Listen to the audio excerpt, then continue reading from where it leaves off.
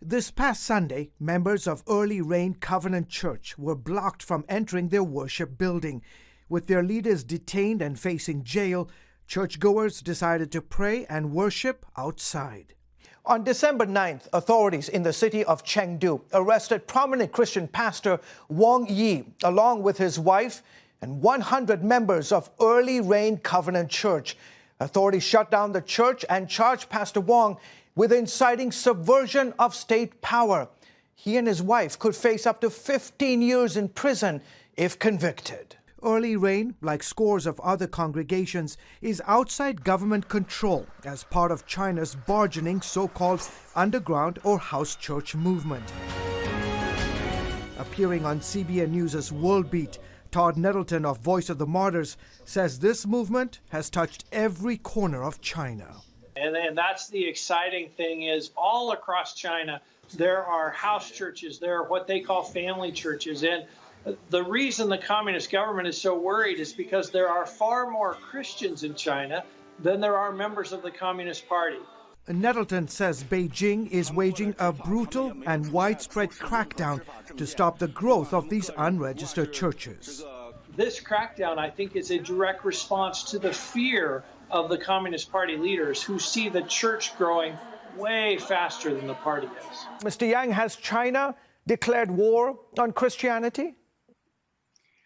Yes. Fang Gong Wang, a leading expert on religion in China, says what started several years ago as a small government campaign against unregistered churches has turned into all-out war.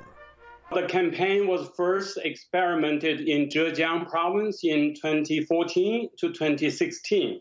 Now it has become a nationwide campaign. A campaign where authorities routinely target houses of worship, destroy crosses, burn Bibles, and arrest pastors. Mr. Fang Gong, who once predicted that China could become the world's largest Christian nation, says the government, headed by Xi Jinping, views Christianity as a threat to the party's long-term political aspirations. Christians are the remaining NGOs in the shrinking civil society in China. And under Xi Jinping, and the Chinese Communist Party is really trying to establish a totalitarian rule of Chinese society. And the Christians are standing in the way of totalitarianism. So that's why they became a target. Pictures shared on Early Rain's Facebook page claim to show that police physically abused some of those arrested after they were taken into custody. Foreseeing this possible arrest, Pastor Wang wrote a letter titled "My Declaration of Faithful Disobedience," with instructions that it should be published if he went missing for more than 48 hours. In it, Wang vowed to use non-violent methods to stand against Chinese laws he believed were against the Bible and God. "My Savior Christ also requires me to joyfully bear all costs for disobeying wicked laws," Wang wrote. "I am filled with anger and disgust at the persecution of the church by this communist regime, at the wickedness of their depriving people of the freedoms of religion and of conscience." Wang is no stranger to authorities. He was once one of China's most prominent civil rights lawyers and intellectuals.